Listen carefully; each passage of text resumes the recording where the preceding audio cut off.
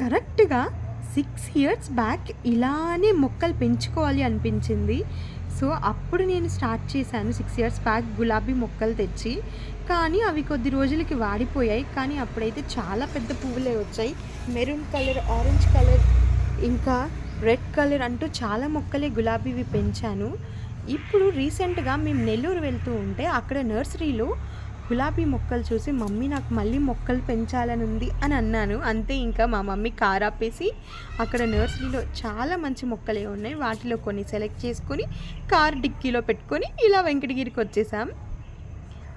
నేను ఈ మొక్కల్లో ఏమేమి ఎరువేశాను, ఎలా కలిపాను, ఈ కుండీలు ఎక్కడి నుంచి తెచ్చాను, ఆ ఫుల్ వీడియో నేను మళ్ళీ అయితే అప్లోడ్ చేస్తాను. ఇప్పుడైతే నా దగ్గర ఏమి గులాబీలు, ఏమి మొక్కలు ఉన్నాయో చెప్పడానికి ఈ వీడియో.